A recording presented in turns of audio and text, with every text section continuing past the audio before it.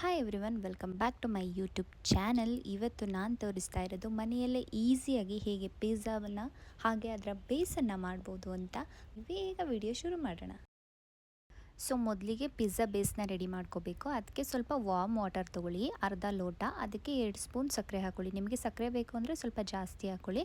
ಅದಕ್ಕೆ dry East 2 spoon dry ಈಸ್ಟ್ನ ಹಾಕ್ಕೊಂಡು ಅದು ಆ್ಯಕ್ಟಿವೇಟ್ ಆಗಬೇಕು ಅಂದರೆ ನೀಟಾಗಿ ಮಿಕ್ಸ್ ಮಾಡಿ ಅದನ್ನು 10 ನಿಮಿಷ ಬಿಡಿ.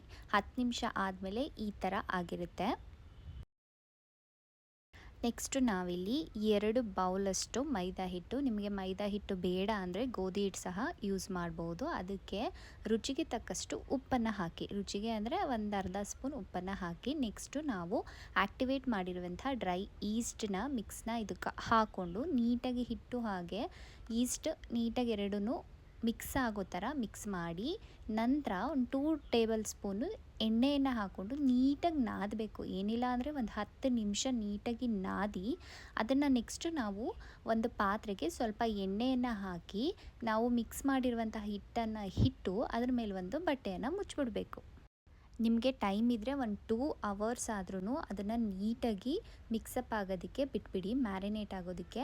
ನಂತರ ಅದು ಉಬ್ಬಿ ಬಂದಿರುತ್ತೆ, ಅದನ್ನು ನಾವು ಮತ್ತೆ ತೆಗೆದು ಮತ್ತೆ ನಾದಬೇಕು. ಏನಿಲ್ಲ ಅಂದರೂ ಒಂದು 10ರಿಂದ 20 ನಿಮಿಷ ನೀಟಾಗಿ ನಾದ್ಕೊಂಡು ಆದಮೇಲೆ ನಾವು ಪಿಜ್ಜಾ ಬೇಸ್ಗೆ ಯಾವ ರೀತಿ ಶೇಪ್ ಬೇಕೋ ಆ ಥರ ಕೊಡ್ಕೋಬಹುದು. ನಾವಿಲ್ಲಿ ಇದನ್ನು ರೌಂಡ್ ಸರ್ಕಲ್ ರೀತಿಯಲ್ಲಿ ಮಾಡ್ತಾ ಇರೋದು. ನಿಮಗೆ ಸ್ಕ್ವೇರ್ ಶೇಪ್ ಬೇಕು ಅಂದರೆ ಸ್ಕ್ವೇರ್ ಥರನೂ ಕೊಡ್ಕೋಬಹುದು.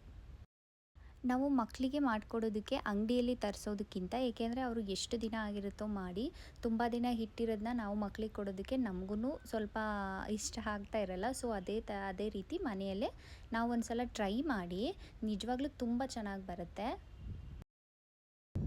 ನಾದಿ ಆದಮೇಲೆ ನೆಕ್ಸ್ಟ್ ಇದನ್ನು ಪಿಜ್ಜಾ ಯಾವ ಶೇಪ್ ಬೇಕೋ ಆ ಥರ ಶೇಪ್ನ ಕೊಟ್ಕೊಳ್ಳೋದು. ನೆಕ್ಸ್ಟು ಅದನ್ನು ನಾನಿಲ್ಲಿ ಶೆಲ್ಫ್ ಮೇಲೆ ಮಾಡ್ತಾಯಿದ್ದೀನಿ, ಬಟ್ ನೀವು ಅದನ್ನು ಪಿಜ್ಜಾನ ಹಾಕ್ತಿರಲ್ಲ ಆ ಟ್ರೇ ಒಳಗಡೆ ಮಾಡಿಕೊಂಡ್ರೆ ಅದನ್ನು ತೆಕ್ಕೊಳ್ಳೋದಕ್ಕೆ ತುಂಬ ಈಸಿ ಆಗುತ್ತೆ, ಇಲ್ಲಾಂದರೆ ಸ್ವಲ್ಪ ಕಷ್ಟ ಆಗುತ್ತೆ. ನೆಕ್ಸ್ಟು ಫೋರ್ಕ್ ತೊಗೊಂಡು ಅದನ್ನು ಆ ಥರ ಚುಚ್ಚಬೇಕು, ಏಕೆಂದರೆ ನೀಟಾಗಿ ಮೈದಾ ಹಿಟ್ಟು ಬೇಯಬೇಕಲ್ವ, ಅದಕ್ಕೋಸ್ಕರ. ನೆಕ್ಸ್ಟು ಇದನ್ನು ಏನಿಲ್ಲ ಅಂದರೂ 7ರಿಂದ 8 ನಿಮಿಷ ಈ ಥರ ಬೇಕ್ ಮಾಡ್ಕೋಬೇಕು, ಬೇಕ್ ಮಾಡ್ಕೋಬೇಕು.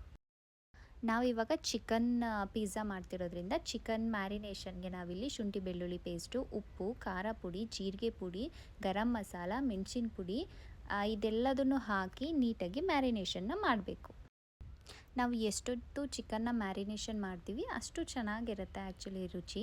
ಮ್ಯಾರಿನೇಷನ್ ಒಂದು ಅರ್ಧ ಗಂಟೆ ಮಾಡಿ ಆದಮೇಲೆ ಒಂದು ಪ್ಯಾನ್ಗೆ ಸ್ವಲ್ಪ ಬೆಣ್ಣೆ ಹಾಕ್ಕೊಳ್ಳಿ, ರುಚಿ ತುಂಬ ಚೆನ್ನಾಗಿರುತ್ತೆ. ಬೆಣ್ಣೆ ಹಾಕ್ಕೊಂಡು ಅದು ನೀಟಾಗಿ ಮೆಲ್ಟೆಲ್ಲ ಆದಮೇಲೆ ನಾವು ಮ್ಯಾರಿನೇಟ್ ಮಾಡಿರುವಂತಹ ಚಿಕನ್ನ ಅದಕ್ಕೆ ಹಾಕಿ, ಆ ಚಿಕನ್ನು ಸ್ವಲ್ಪ ಕ್ರಿಸ್ಪಿ ಆಗಬೇಕು. ಅಂದರೆ ಒಂದು 75 to 80% ಅದು ಕುಕ್ ಆಗೋವರೆಗೂ ನೀಟಾಗಿ ಕುಕ್ ಮಾಡ್ಕೊಳ್ಳಿ. ಕುಕ್ ಮಾಡಿಕೊಂಡು ಅದು ಸ್ವಲ್ಪ ಕೂಲ್ ಆಗೋದಕ್ಕೆ ಬಿಡಿ. ನೋಡಿ ಇಲ್ಲಿ ಚಿಕನ್ ಎಷ್ಟು ನೀಟಾಗಿ ಕುಕ್ ಆಗಿದೆ, ಈ ಥರ ಕುಕ್ ಮಾಡ್ಕೊಳ್ಳಿ.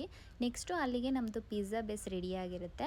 ಸೊ ಅದಕ್ಕೆ ಪಿಜ್ಜಾ ಸಾಸ್ನ ಹಾಕ್ತಾಯಿದ್ದೀವಿ. ಇಲ್ಲಿ ನಾನು 2 ಸ್ಪೂನ್ ಹಾಕ್ತಾಯಿದ್ದೀನಿ, ಇದನ್ನು ಸ್ವಲ್ಪ ಜಾಸ್ತಿ ಹಾಕ್ಕೊಂಡ್ರೂ ರುಚಿ ತುಂಬ ಚೆನ್ನಾಗಿರುತ್ತೆ. ಪಿಜ್ಜಾ ಸಾಸ್ನ ಹಾಕಿ ಆದಮೇಲೆ ನೀಟಾಗಿ ಅದನ್ನು ಸ್ಪ್ರೆಡ್ ಮಾಡ್ಕೊಳ್ಳಿ. ನೆಕ್ಸ್ಟು ಇಲ್ಲಿ ಚೀಸನ್ನು ಹಾಕಿ, ಮೊಸರೆಲ್ಲ ಚೀಸ್ ಅನ್ನೋದನ್ನು ಯೂಸ್ ಮಾಡಿ, ತುಂಬ ಚೆನ್ನಾಗಿರುತ್ತೆ. ಅದ್ರ ಜೊತೆಗೆ ಚಿಕನ್ನ ನಾವು ಕುಕ್ ಮಾಡಿರ್ತೀವಲ್ಲ ಆ ಚಿಕನ್ನ ನೀಟಾಗಿ ಸ್ಪ್ರೆಡ್ ಮಾಡ್ಕೊಳ್ಳಿ, ಎಲ್ಲ ಕಡೆ ನೀಟಾಗಿ ಆಗೋ ಥರ, ಎಲ್ಲ ಕಡೆ ಚೀಸ್ ಮತ್ತು ಚಿಕನ್ ಬರೋ ಥರ. ನೆಕ್ಸ್ಟು ಅದ್ರ ಮೇಲೆ ನಿಮಗೆ ಬೇಕಾಗಿರುವಂತಹ ವೆಜಿಟೇಬಲ್ಸ್ನ ಹಾಕಿ. ನಾನಿಲ್ಲಿ ಈರುಳ್ಳಿ ಮತ್ತು ಕ್ಯಾಪ್ಸಿಕಮ್ ಎರಡನ್ನೇ ಯೂಸ್ ಮಾಡಿರೋದು.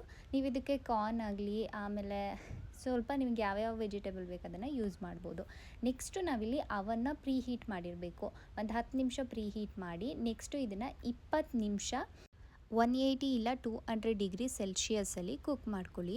ನಮ್ಮ ಹತ್ರ ಅವನ್ ಇಲ್ಲ ಅನ್ನೋರು ನೀವು ನೀಟಾಗಿ ಕುಕ್ಕರ್ ಒಳಗಡೆ ಅಥವಾ ಒಂದು ಪ್ಯಾನ್ ಒಳಗಡೆ ಇಟ್ಬಿಟ್ಟು ಇದನ್ನು ಬೇಯಿಸ್ಕೋಬಹುದು. ಏನಿಲ್ಲ ಅಂದರೂ ಅವನ್ ಇಲ್ಲ ಅಂದರೆ 45ರಿಂದ 50 ನಿಮಿಷ ನಾವು ಕುಕ್ ಮಾಡ್ಕೋಬೇಕಾಗುತ್ತೆ, ಹಂಚ್ ಮೇಲೆ ಅಥವಾ ಯಾವುದಾದ್ರೂ ಬಾಣಲಿ ಒಳಗಡೆ ಇಟ್ಟು.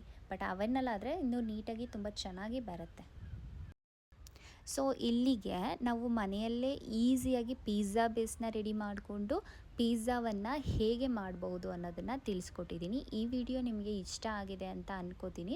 ಇಲ್ಲಿ ನೋಡಿ ಎಷ್ಟು ಚೆನ್ನಾಗಿ ಚೀಸ್ದು ಬರ್ತಾಯಿದೆ, ನಾವು ಆಚೆಯಿಂದ ತಂದಾಗ ಬರೋ ರೀತಿಯೇ ಬರ್ತಾಯಿದೆ. ಸೊ ನಿಮಗೆಲ್ಲ ಇಷ್ಟ ಆಗಿದೆ ಅಂತ ಅಂದ್ಕೋತೀನಿ. ನೀವು ಒಂದು ಸಲ ಟ್ರೈ ಮಾಡಿ, ವಿಡಿಯೋ ಹೇಗಿದೆ ಅಂತ ಕಮೆಂಟ್ ಸೆಕ್ಷನಲ್ಲಿ ತಿಳಿಸಿ. Thank you.